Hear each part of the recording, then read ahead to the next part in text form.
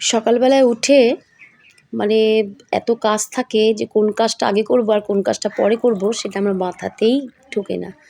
তো আজকে তো বৃহস্পতিবার, মানে এটা হচ্ছে বৃহস্পতিবারের ভিডিও। তো আমার তো ভিডিও কদিন ধরে ঠিকঠাকভাবে দেয়া হচ্ছেই না, মানে কাজের চাপে সব কিছুই উল্টোপাল্টা হয়ে যাচ্ছে। তো বৃহস্পতিবারের ভিডিওটা আমি আজকে দেব। তো বৃহস্পতিবারে দেখো যেমন মা লক্ষ্মীর ঘট পাল্টাই, তো তেমন ঘরটা পাল্টে নেব। আর যে একটা ঘট মেজে রেখেছি এটাকেই পাল্টাবো, এই যে এটাকে এখন বসিয়ে দিলাম।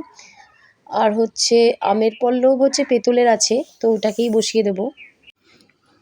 আর ঘরে ছিল হচ্ছে কলা, কমলালেবু, শসা আর সন্দেশটা শুধু আনিয়েছি, তো এইগুলো দিয়েই দিয়ে দেবো পুজো। আগে হচ্ছে বাড়িতে আমের পল্লব থেকে শুরু করে বেলপাতা কোনো কিছুই বাইরে যেতে হতো না কিনতে, কিন্তু এখন প্রত্যেকটা জিনিসই কিনে নিয়ে আসতে হয়। আগে আমাদের বাড়িতে কতই না গাছ ছিল, সত্যি সেসব দিনকার কথাগুলো ভাবি, সেসব দিনটাও পুরো অন্যরকম ছিল। আর এখন একটা বেলপাতা, মানে বেলপাতা তো অনেক দূরের কথা, মানে তুলসী পাতা তুলতে গেলে ভালো হয়। তো এটা আমি এমনি বললাম, তুলসী গাছ বাড়িতে অনেক আছে। আর আগে তো ঝুড়ি ঝুড়ি ফুল তোলা হতো, স্থলপদ্ম থেকে শুরু করে স্থলপদ্ম গাছ আমার ভিডিওতে তোমরা কয়েকদিন আগেও দেখেছো। স্থলপদ্ম গাছ আমাদের ছিল, একটা গাছই ছিল, তো গাছটা নষ্ট হয়ে গেছে বলে ওই গাছটাকেও কেটে দিতে হলো। আর কি করব, একটা একটা করে সমস্ত জিনিসই মানে চলে যাচ্ছে। তো আবার নতুন করে বসাবো। মা যেখানটা থাকে সেই ওদিকটায় স্থলপদ্ম গাছ আছে। তো সেখান থেকে একটা ডাল নিয়ে এসে আবার বসাবো। দেখি, স্থলপদ্ম গাছ বাড়িতে থাকলে বেশ সুন্দর লাগে। দুর্গাপুজোর সময় কত ফুল ফোটে, গাছ একদম আলো হয়ে থাকে। আর এখন মায়ের ওদিকে আছে, তো ওখান থেকে ২-১টা করে নিয়ে আসি। যখন ফোটে মা ভাগযোগ করে দেয়, একদিন আমাকে দিলেও, মানে রোজ রোজ তো আর অনেকগুলো ফোটে না। তো যাই হোক না কেন, একদিন আমাকে দেয়, একদিন আমার যাকে দেয়, একদিন দিদিভাইকে দেয়। আমরা সবাই সেই মায়ের ওখানে ফুল আনতে যাই, আর মা সবাইকে ভাগযোগ করে দেয়। প্রথম থেকে মানে ফুল মায়ের ওখান থেকেই আনতে গিয়ে সব্বাইকার অভ্যাস। মা হচ্ছে অনেক ভোরবেলায় উঠে ফুল তোলে। ফুল না তুললে মানে পায়ে ব্যথা সত্ত্বেও ফুল তুলতেই হবে, এরকম একটা অভ্যাস মানুষকে সত্যি কোথায় নিয়ে যায়। আর এই যে দেখো, আমি তোমাদের সঙ্গে গল্প করতে করতে দেখো ঠাকুরের থালা আমার রেডি করা হয়ে গেছে।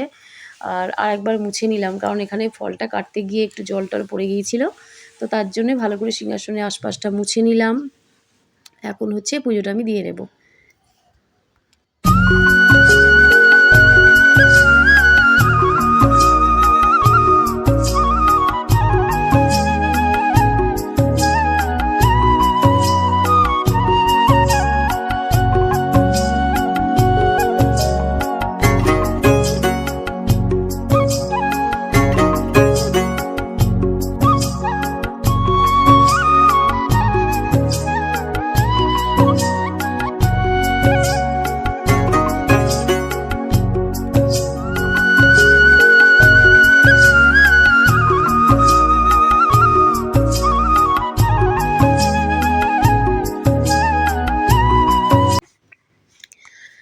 আর এদিকে পুজো পাঠ করে চলে এলাম রান্নাঘরে। বেগুনগুলো কেটে নিয়েছি দেখো।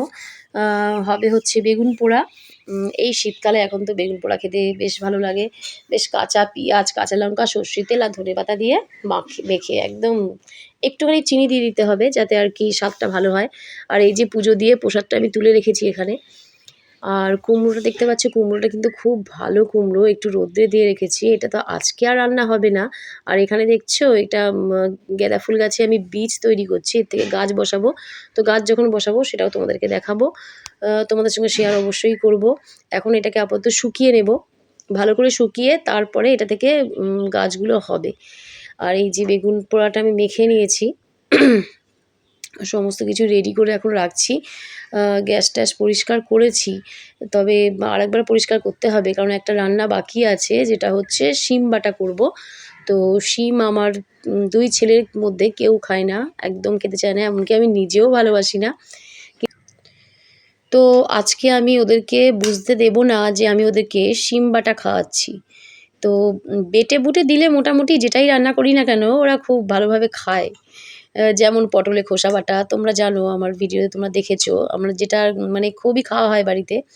আর তারপরে ওই কী আছে, খারকোল পাতা না কি একটা বলে, তো যাই ওটাও বাটা খাওয়া হয়। আর এই দেখো শিমটাকে বেটে নিয়েছি তোমাদের সঙ্গে কথা বলতে বলতে।